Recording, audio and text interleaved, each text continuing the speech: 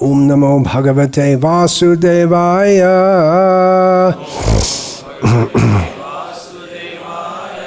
Om Namo Bhagavate Vasudevaya. Om Namo Bhagavate Vasudevaya.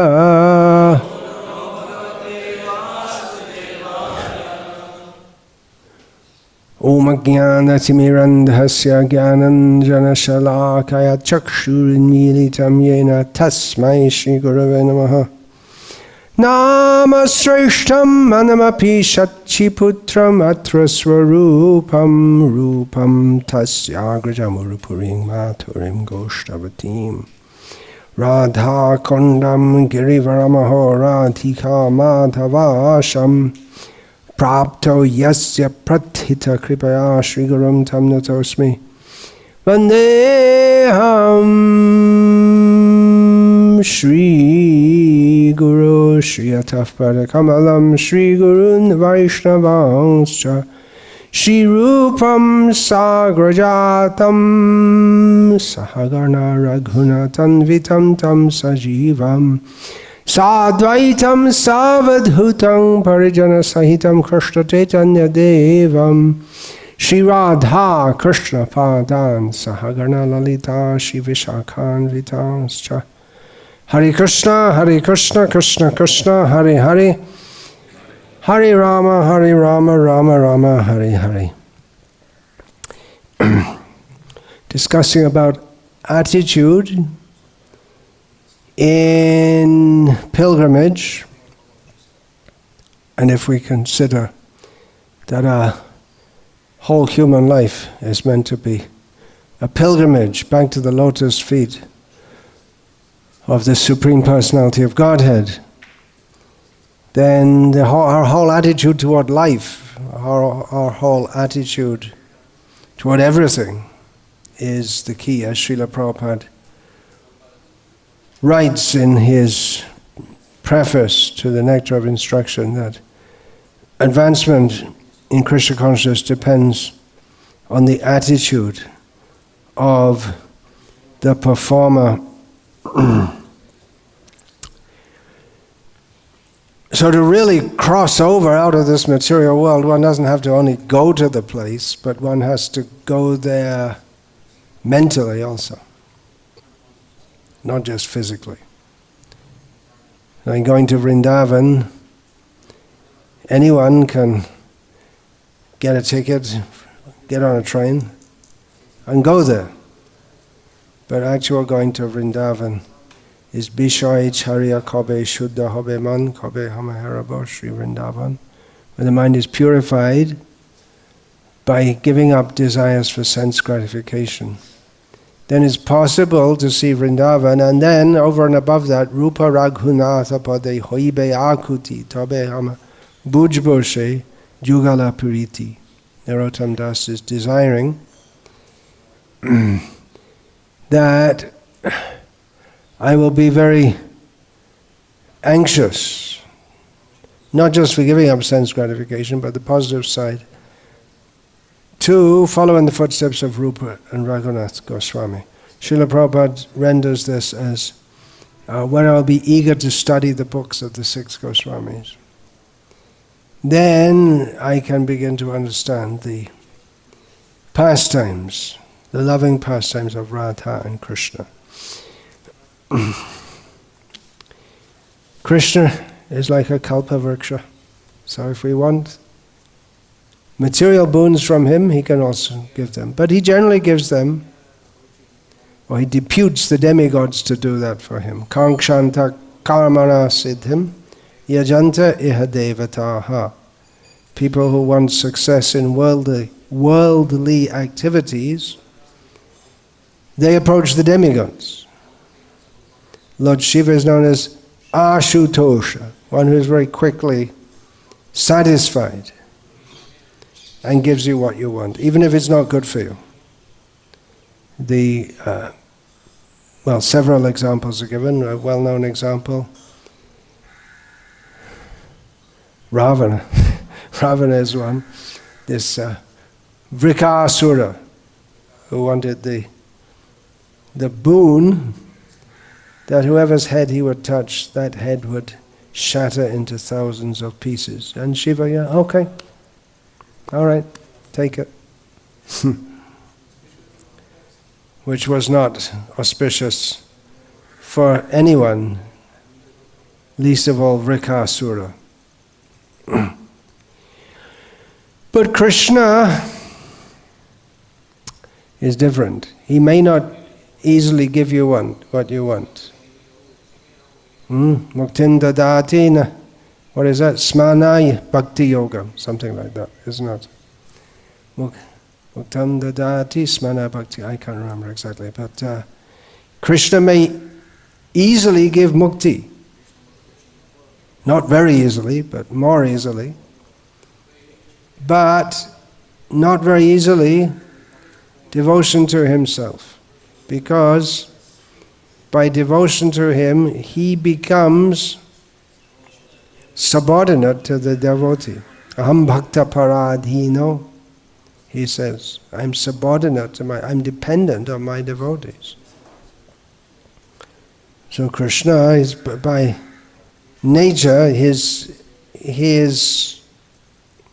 ontological position, as stated in the beginning of his essential position, as stated in the beginning of Bhagavatam, he is Swarat, he is independent. But later in Bhagavatam, we find him telling Durvasa Muni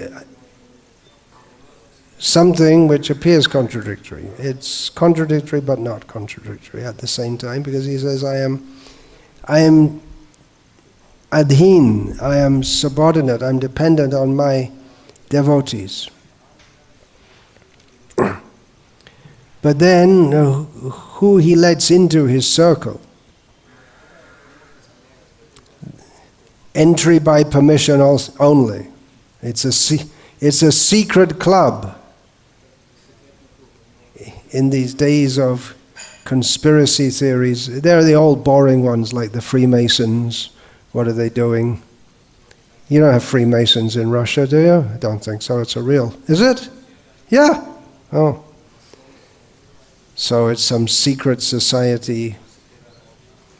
That's a boring old conspiracy theory. They're getting more interesting now with lizards coming from outer space and things like that. But Krishna, it's a secret club. It's Vedeshu Durlabham. How is Krishna to be known? Vedaisha Sarverahameva Vedyaha. Krishna is to be known by all the Vedas. Gyanagamya can be understood by knowledge. In this verse, Krishna says, although in other places it's said that, what is it? Naivam jnana na tapasa. Not by ordinary knowledge Krishna can be approached, but Krishna's intimate dealings in Vrindavan, that's a secret club. Not usually revealed. Now Chaitanya Mahaprabhu has revealed that. Otherwise, normally, Baraja Jubati Bhavera Bhakati Shakati Hoitoka. Who could have revealed the... And when Basu Ghosh, the writer of this song, says this, he doesn't say Krishna's loving dealings with the gopis, he says the gopis' feelings for Krishna. Who could have revealed that? Baraja Jubati, the young girls of Vrindavan, Bhavera Bhakati, the feelingful bhakti. Who could have revealed that except Chaitanya Mahaprabhu? So it's a very secret club.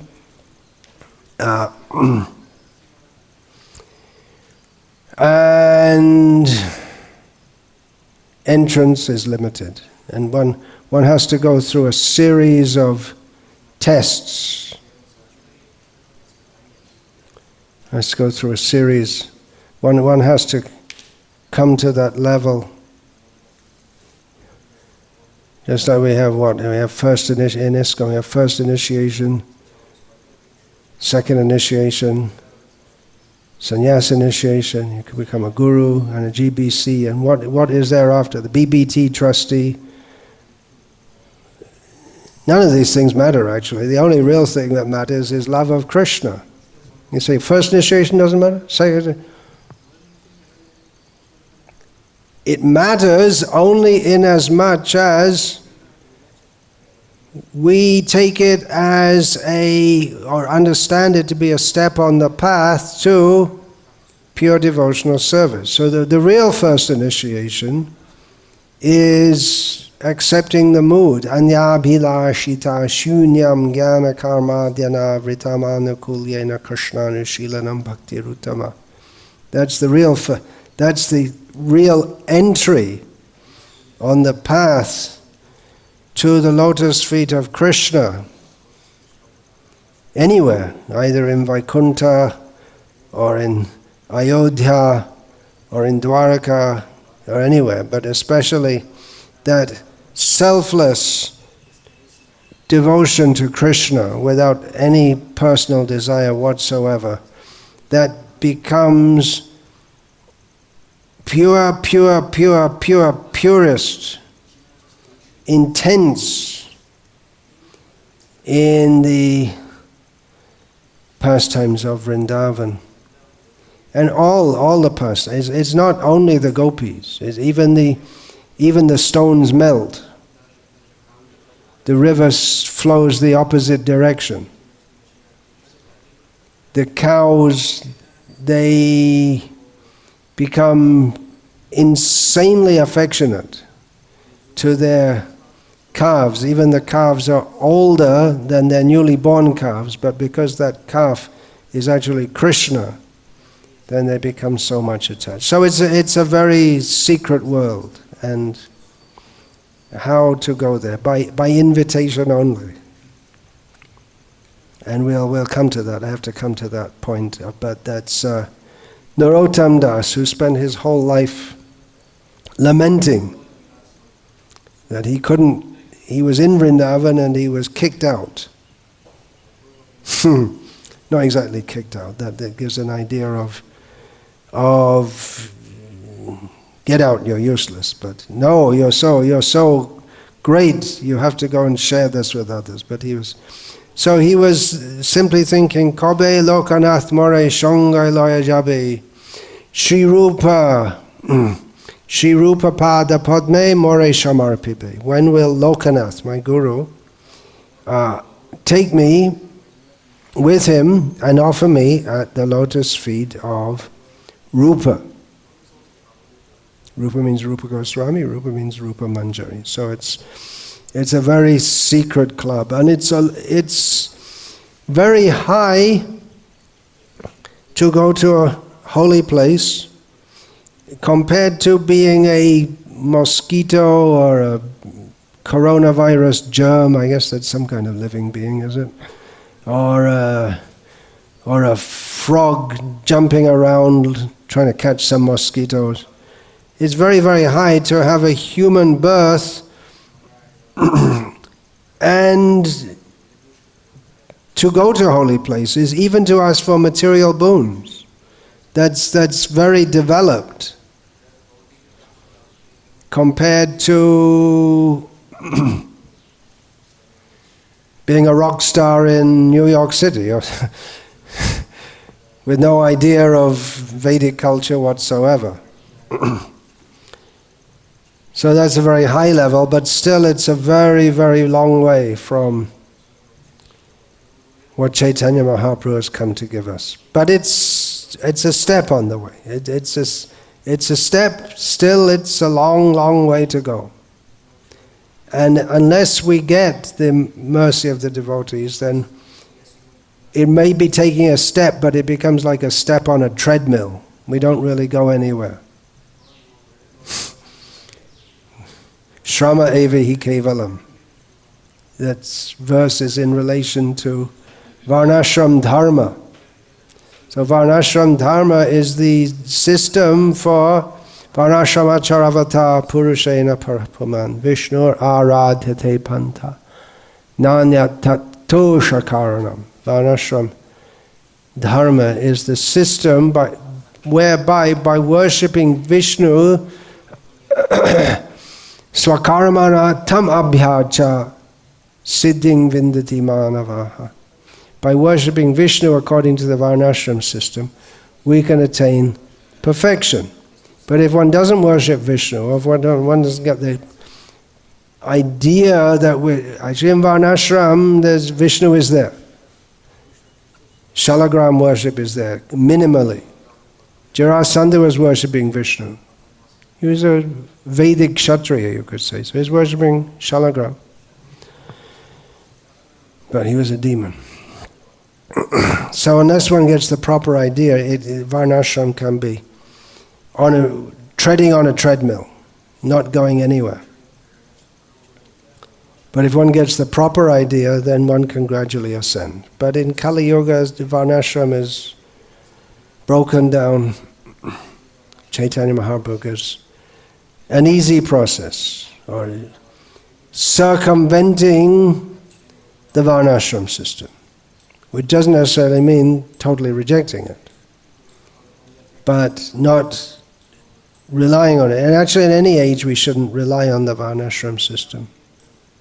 Because in and of itself, eho bhajya, it is external to the real goal of life, which is love of Krishna. So various attitudes in going to holy places. Various people, they're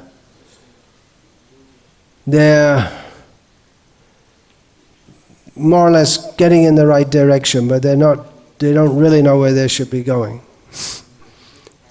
If they're in the Vedic culture, but they don't have an idea of Vishnu. Nate vidu svartagating hi Vishnum. They don't know that the goal of life is Vishnu.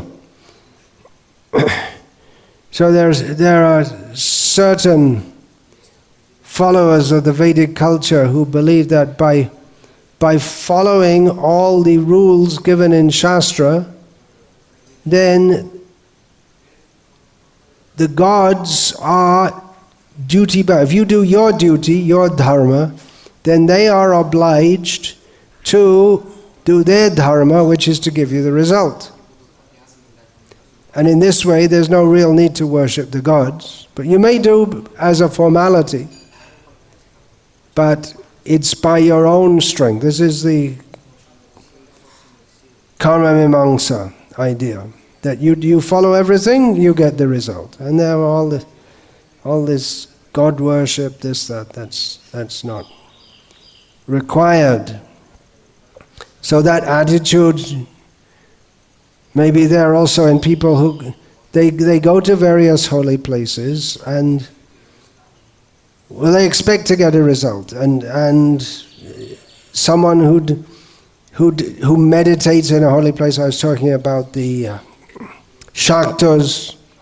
They go to a Shakti Peeth, a place of the goddess, deity, which is also a Siddhi Peeth.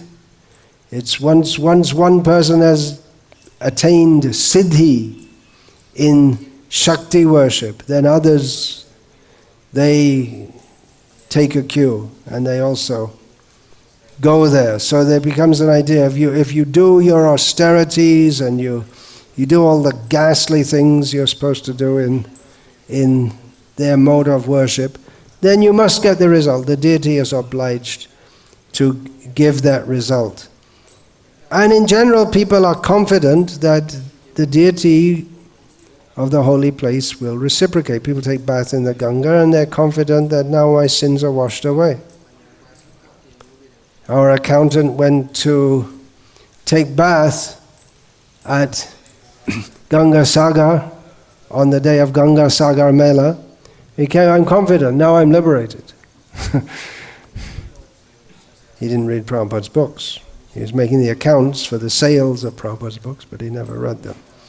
So he didn't understand that. But they have confidence, and the deity reciprocates, and then they're materialistic people, when they get their boon, their faith in that deity increases. And this is the process that Krishna describes in Bhagavad Gita. Yo yo yang yang tanong bhakta shraddhaya chitam ichati tasya chalang shraddham tameva vidadhamyaham. That in whichever form that people worship with faith, being devoted, I make their faith strong, immovable. Krishna does that. People at a certain stage, people at a certain stage, they need to be fixed on that stage. For them, that's required because they're not ready to go up. And if they don't get fixed, if you're on a ladder and you can't go any further up, you don't want to fall down and break your head. So better just be there. Although you're not really anywhere, you're stuck in the middle somewhere. Trishanku. Stuck in the middle. Impersonalists, what's their attitude toward holy places? Well, or to deities, they see this is the form of the formless. Some idea like that.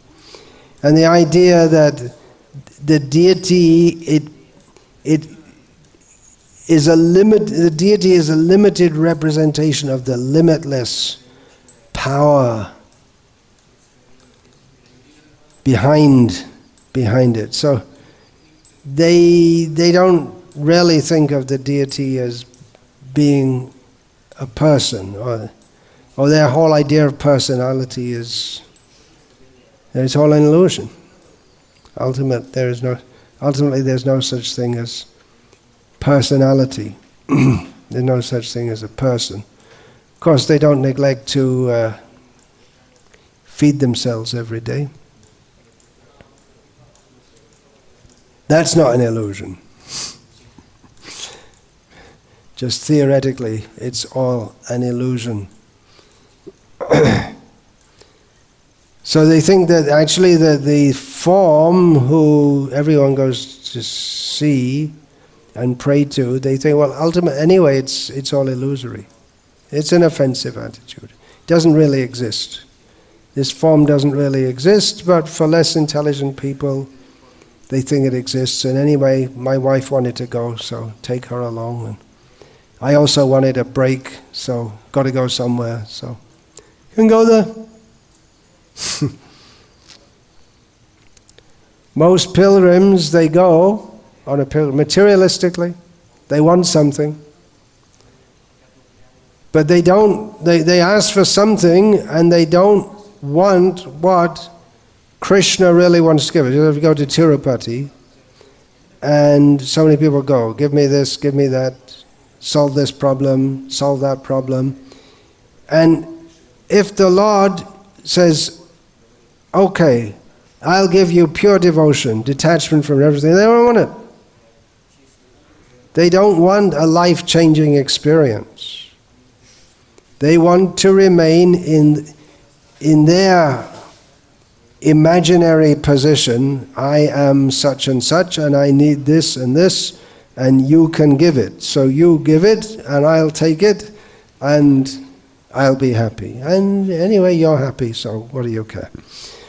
But what he really wants is that our life will change. But people, they don't want that. Indra was cursed to become a hog. He became a big pig. And then, well, he needed Indra back to do his job as head of the gods. So Brahma came and said, hey, come on, it's time to come back. What do you mean, come back? Go back to be Indra.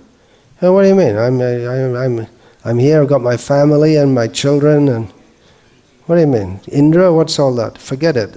I'm quite happy here. I don't know if pigs make that sound, but that was a poor attempt at imitating a pig sound, the pig with hiccups. So Brahma, he wasn't a Buddhist. It must have been before Buddha came. So he started killing off his children one by one and his wife and all this. And eventually Indra had a realization. What was that? I'm an eternal servant Krishna? No, I thought I'd better go back to being Indra. So most people, they're quite happy being pigs rolling in the stool of materialistic life. Happy means happy like a pig. Where is the happiness? They think it's happy. But for the jiva, who is by nature Satchid Ananda, Satchid Anandamai, eternal, full of bliss and knowledge, at least we should see the position of a pig is most abominable. But then our position is not any better. It's just, but that's just gross, extremely gross. But everyone in material life, they have the same mentality as the pig.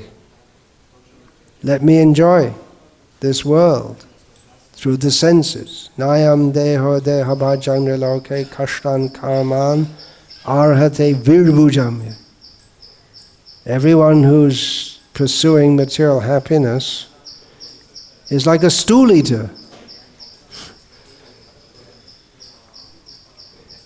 It's difficult to think of anything that anyone could do voluntarily which is more abominable and low class than eating stool.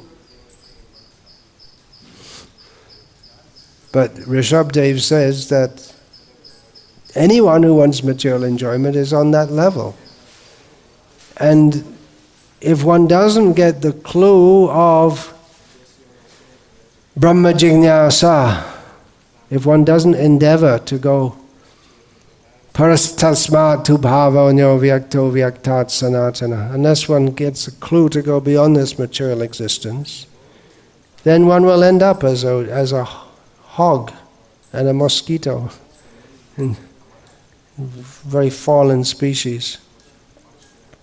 That's the nature of material life. One's trying to be pious, but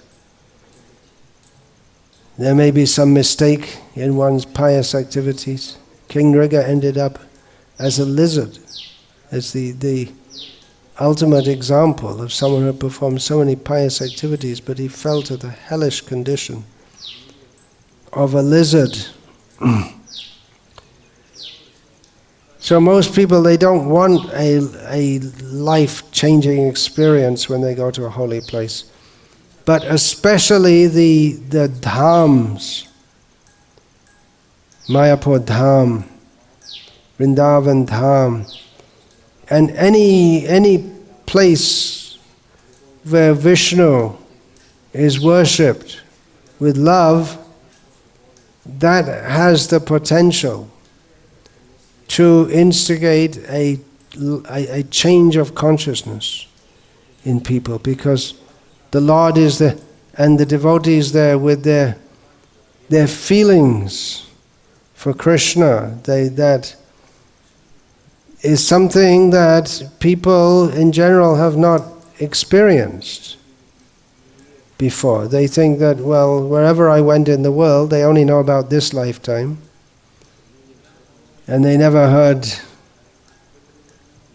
stories from Shastra. Wherever I go in this life, everyone is selfish. I'm also selfish. They may not even think about it philosophically and analytically in that way, but they have that feeling that, well, everyone in this world is out for themselves.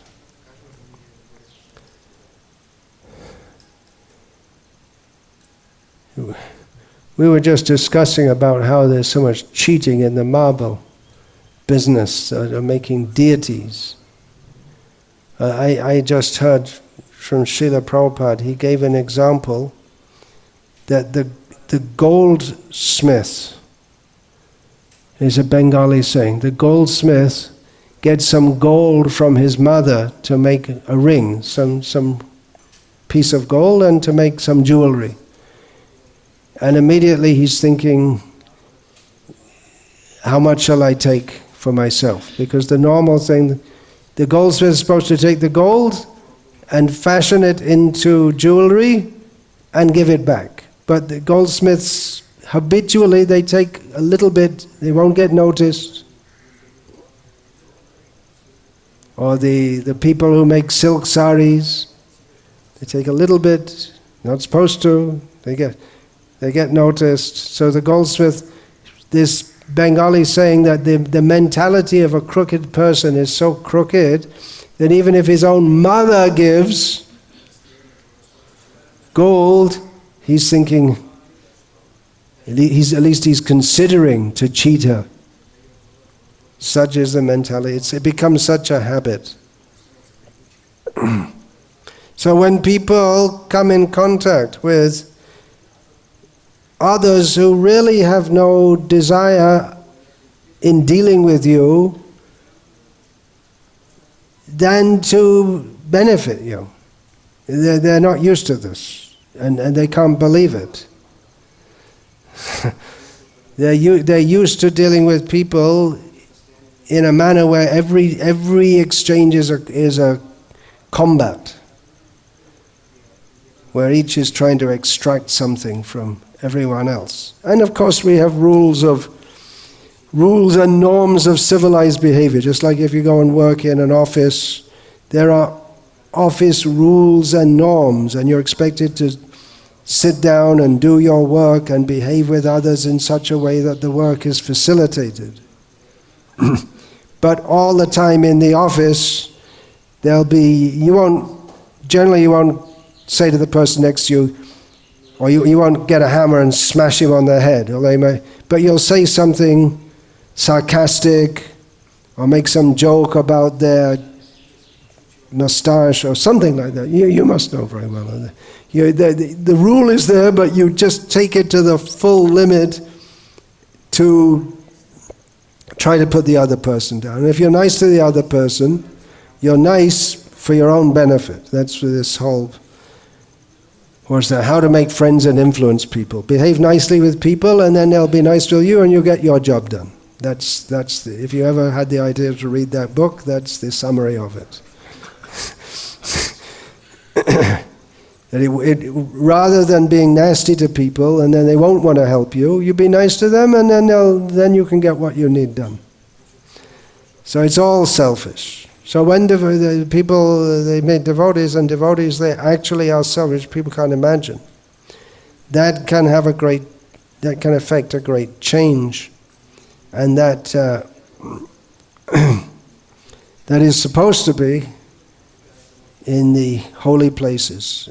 We may be disappointed, just like devotees. They go to Vrindavan and they think first time they go and they think everyone's going to be a pure devotee. Well, in one sense they are, but in another sense, the sense that we can that we here on this side of the Virata, that we perceive it. They may be pure devotees, but they often don't behave like we would expect pure devotees to act. So that may be a bit of a shock. Hare Krishna. I'll stop there. Shall I stop there? I'll speak for another 10 minutes. Is that all right? We have time. There's specifically a thing about Mayapur, because I often recommend that take someone to Mayapur. If you can't, my wife doesn't want to be Krishna conscious, my husband doesn't want to be Krishna conscious, my children, take them to Mayapur. And a very good chance there'll be a life-changing experience. To see the beautiful deities, and all the devotees dancing in kirtan, the whole atmosphere. So there's a possibility, a good possibility, that if they somehow or other they go, and of course over and above everything there's the mercy of Chaitanya Mahaprabhu. You may not want to take them very long. Srila Prabhupada, so we often used to hear, although we don't hear it much nowadays, that Prabhupada said you go to Vrindavan for 3 days or 3 years. You just go, bow down, but if you spend more time, you become familiar and you say, why is it like that? Why is it like this? Or you spend 3 years, which means you go there for service, do some committed service. And to stay 3 years in Vrindavan is a great achievement, especially in those days in the 1970s when there were no facilities. And devotees didn't even know that they're supposed to put mosquito nets on to stop themselves getting malaria. And then it must have been the second time I visited Vrindavan and going around, why are all the devotees sleeping in the daytime? And I asked, why are you sleeping? He said, oh, we all got malaria. Just after the rainy season. They didn't know they're supposed to use mosquito nets. And for instance, basic things they didn't know. So it's very, very difficult physically, mentally, and even spiritually, because if one makes offenses in Vrindavan, then one's spiritual progress is put back. One doesn't go forward, one goes back. Mayapur is the Audarya Dham of Audarya Dham. Chaitanya Mahaprabhu is Audarya Dham, the abode of munificence. And his dham, his residence, his eternal abode, is the greatly munificent, merciful dham, Navadvip dham, none different from Chaitanya Mahaprabhu. But still, if one is less fortunate or not interested, it may be one goes to Mayapur and comes back, and nothing seems to happen. Actually, whoever goes, that is to their great, great good fortune. But it may not register in their consciousness. They may think it was a nice place, nice gardens, nice. But they think nice like it's nice, like going to see some tourist attraction. Many people go as tourists. Most Bengalis are fish eaters. And they may refrain from that while going to Mayapur. Actually, there was a move some years ago. There was going to be a fish restaurant set up in Mayapur. I mean, not in any of the mats or in ISKCON, but on the road. And then all the mats, all the Gauriya mats and ISKCON got together, and combinedly they got this stopped. So that shows that the people who are going to make a fish restaurant, that means that they knew people would be ready even coming to Mayapur to eat fish. It means they're not in very spiritual consciousness. If they're Vaishnavas, then they know fish eating is not so very good. If they're Shaktas, they don't care. In Bengal, I used to see in rich people's houses 2 kitchens, one for the deity and one for the family. In the deity kitchen, pakka, and no fish, no chicken, no onions, no garlic. In the next room, they have the kitchen for the family, and everything they just said no is yes, there. So they know it's not right. And I'd meet people and they'd tell me, see, I don't eat chicken or eggs and meat. Okay. Fish? A little bit. Or they tell you, yeah, I'm vegetarian. Most of the time. Maybe only once or twice a day. And the rest of the time I don't eat fish. So most of the time I'm vegetarian. So they know it's wrong. So coming to a holy place, at least they may refrain. But then they'll go back to doing the same thing. One thing I must say, that by the influence of ISKCON's preaching in Bengal, and definitely it's a group effort, but we have to give a lot of credit to Jayapataka Maharaj for this, because he had the vision to spread Krishna consciousness very widely. He saw the potential there. That I can tell one incident. About 2 years ago, I was in Narsingdi, a town in Bangladesh, and I mentioned in my talk that when I first came here so many years ago, there was not a single vegetarian in the town, even though there are so many Hindus. It's quite a big Hindu population in that town, majority Muslim. And I said, now there are hundreds and hundreds, shota ache, and then someone corrected me, hazar ache. Thousands and thousands. So, that's very good. I mean, they've become vegetarian not because not for some health reason primarily, but because they're Vaishnavas. And they were Vaishnavas before, but they didn't know. Or even if they knew, it didn't seem very important to them. I've told these things before, I'll tell it again, that one devotee who was a Bengali devotee, Ramananda Rai, his name was, and I was speaking with him, and I said, well, what's wrong with fish eating? In my village, everyone, they're all Vaishnavas, they all eat fish, and our guru eats fish. He was initiated, I'm not sure whether he was initiated at that time by Jayapataka Maharaj, but that's what they say. See, the guru eats fish, then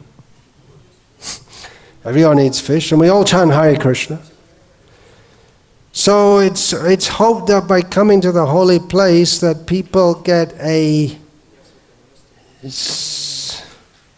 something happens, something in their consciousness. I am the servant of Krishna, especially holy places connected with Krishna. And holy places connected with Shiva and Durga, there may be a spirit of renunciation, of going beyond this world, of something higher. But in the holy place connected with Krishna, then the actual meaning of Tirtha, of crossing out of illusion, tamasima jyotirgama, and coming to the real position, our real constitutional position of service to Krishna, we hope that that may awaken. But most people, they don't think, I'm going on a pilgrimage, but they expect to go and come back and be the same. Ayappa, 40 days they do brahmacharya they're supposed to follow. Although one time I was in somewhere, Nellore I think it was, and I was staying, and they put a bunch of Ayappas in with me, and they brought some prostitutes, and anyway, at least they're supposed to. And I'm not saying they all call prostitutes. No meat, no cigarettes, no sex, no this, no that. And the idea after 40 days we'll go back to it. That's the Kunjara Socham, this is the bath of an elephant. It's already planned. It's only for 40 days.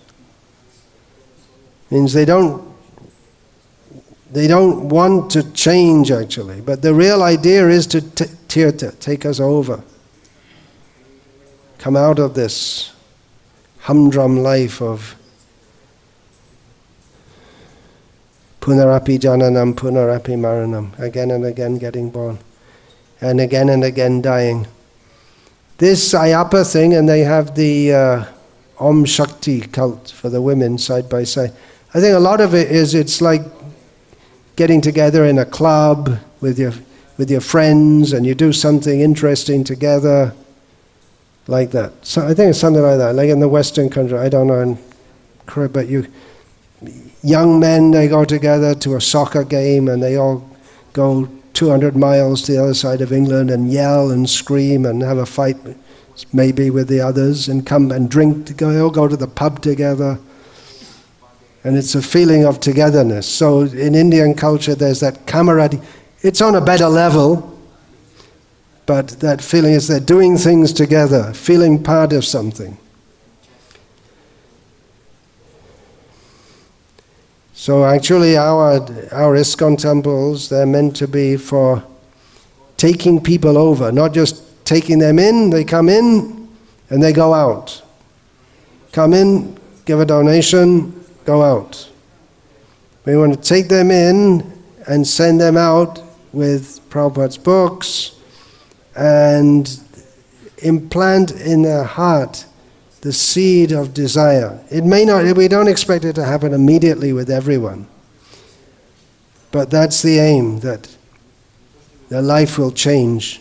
And actually, it's only in ISKCON centers that people come and they get preached to. People don't expect to get preached to. Is it? You don't expect to go to Tirupati or even Sri Ranga or anywhere, and someone will come up to you and say, take this book, human life is meant for God realization. No one's going to say such a thing. So they're not really expecting that, but that's why we make these centers. Otherwise we don't need big centers and we can chant Hare Krishna anywhere. We can worship a deity. We don't need big deity. We have little deity, very small deity. We see the followers of the personal associates of Chaitanya Mahaprabhu, they mostly worship very small deities. Even you see Radharaman, of course he's self-manifested. But you in Bengal, if you go around, see there are small deities that they worship just as their own personal worship. And the idea of temples for preaching to attract people, that really came up with Bhaktisiddhanta Saraswati. First of all, did that within the Gauriya Sampradaya. Otherwise, in other places, people come and they do some ritual puja and they go. But we don't want to become like that. We don't want to become just like some other temple. It should be a different experience, and it should get some spiritual experience and some education. And that's why Srila Prabhupada, he wanted dioramas in all the temples showing the teachings of Bhagavad Gita, the pastimes of Krishna. That, of course, his idea he took from Bhaktisiddhanta Saraswati. That people will come and at least they'll see these pastimes of Krishna. They at least get some spiritual education they should get.